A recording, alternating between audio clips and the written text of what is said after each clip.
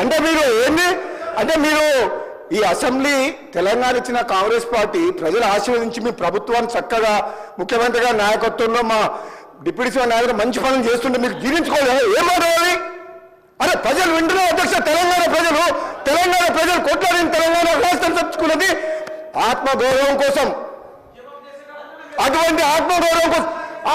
ఆంధ్ర ప్రజలు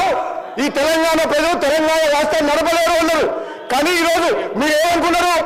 మీరే పర్మనెంట్ ఇక మీరు ఎవరు రావాలనుకున్నారు తెలంగాణ ప్రజలు ఆశీర్వదిస్తే కాంగ్రెస్ పార్టీ వచ్చింది అసలు వీళ్ళు ప్రభుత్వాన్ని నడపలేరు అనుకున్నారు బ్రహ్మాండంగా ప్రభుత్వం నడిపి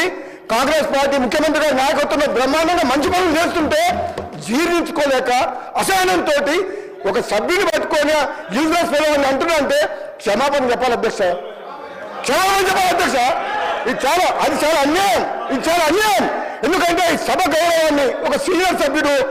ఆ విధంగా సభ్యులు ఉద్దేశించి మాట్లాడుతుంటే తెలంగాణ కోసం పోరాడింది మీరు ఒక్కరు అనుకుంటే తెలంగాణ రాలే ఇది ఇచ్చిన తెలంగాణ కాంగ్రెస్ పార్టీ ఈ తెలంగాణలో మీరు ఏం మాట్లాడినా నడుస్తుంది ఇన్ని రోజులు అనుకుంటూ ఇక మీరు ఆటలు సాగవు తెలంగాణ ప్రజలు కాంగ్రెస్ పార్టీని ఆస్వాదించిండు ఈ మాటలు హరీష్ రావు గారు నేను చెప్తున్నా మీకు సభ మీద ఏమాత్రం గౌరవం ఉన్నా తెలంగాణ రాష్ట్ర ప్రజల మీద ఏ గౌరవం ఉన్నా సభ్యుల సంస్కారం మీద గౌరవం ఉన్నా బేషరతుగా మీకు క్షమాపణ చెప్పాల్సిందే మీ ప్లేస్లో నేనున్నా చెప్తా మీకేం కొమ్ము మీరేం కింద పడిపోరు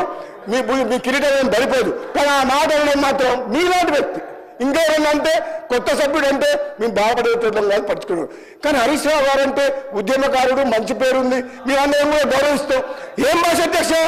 తెలంగాణ సమాజం మొత్తం మన మీద ఎన్నో ఆశలు పెట్టుకొని ఈ తెలంగాణ రాష్ట్రం కోసం 1000 మంది యువకులు ఆత్మ బలిదానం చేసి ఈ సభ నడుస్తుంటే బ్రహ్మాండంగా వాళ్ళ సమస్యల కోసము మాట్లాడే ఒక మంచి పద్ధతిలో మాకు చెప్పాలి కానీ మీకు ఎప్పుడు అధికార హోదాలే కావాలి ప్రతిపక్షం వద్దు అంటే ప్రజలు ఇచ్చిన తీర్పును కూడా గౌరవించకుండా మంచిగా బ్రహ్మాండంగా పనిచేస్తుంటే ఇచ్చిన హామీలు కూడా అధ్యక్ష గౌరవ ముఖ్యమంత్రి గారు రేవంత్ రెడ్డి గారి నాయకత్వంలో ఈరోజు ఇచ్చిన హామీలు కూడా ఒకరి తర్వాత ఒకటి అంటే ఉచిత బస్సు చేయడం తప్ప రైతులకు రుణమాఫీ చేయడం తప్ప కరెంటు చేయడం తప్ప మన బడి పిల్లలకు మెస్సార్లు పెంచడం తప్ప ఇన్ని మంచి పనులు చేస్తుంటే వీళ్ళ కడుపుల మంట జీర్ణించుకోలేక ఈ విధంగా మాట్లాడుతున్నారు ఇది అన్యాయం అధ్యక్ష ఇది క్షమించడం చేయడం నేను చెప్తున్నా మీరు ప్రతిపక్ష హోదా కూడా కోల్పోతారు మర్యాదగా మాట్లాడకపోతే కనీసం మాకు ప్రతిపక్షం లేకుండా ప్రజాస్వామ్యాన్ని కూలి చేసిన వ్యక్తులు వీళ్ళు మాకు దొంగ అంటే ఎవరు దొంగ మీరు అప్పులు చేసిండ్రు అనవసరంగా అప్పులు చేసిండ్రు మంచితనానికి అవసరం కోసం నిజంగా అవసరం ఉంటే అప్పు చేయాలి ఒక హైదరాబాద్తో కూడిన తెలంగాణ కాంగ్రెస్ పార్టీ సోనియా గాంధీ ఇస్తే ఇది అప్పులు ఇచ్చే రాష్ట్రం ఒక అధ్యక్ష ఒక నిమిషం ఇది హైదరాబాద్తో కూడిన తెలంగాణ అంటే మిగతా రాష్ట్రాలకు అప్పులు ఇచ్చే రాష్ట్రాన్ని అప్పుల పాలు చేసి అడుక్కునేటట్టు చేసి సర్పంచులకు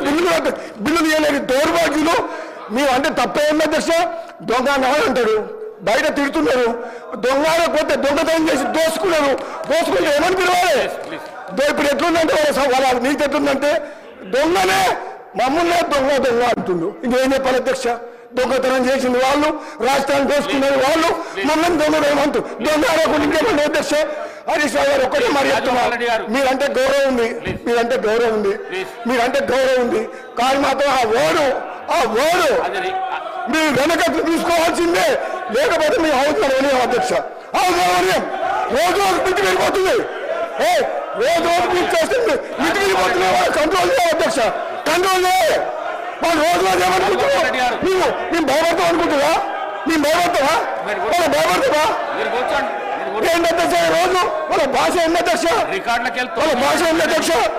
రికార్డులకు వెళ్ళి తొలగించడం అయినది కూర్చోండి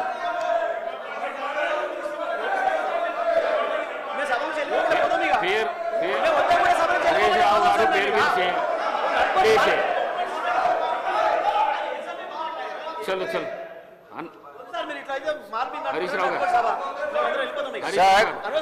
నేను గౌరవ శాసనసభ వ్యవహారాల మంత్రి గారిని అడుగుతున్నా ఆయన ఇలా మైక్ లో దొంగ అని 5 సార్లు మాట్లాడిండు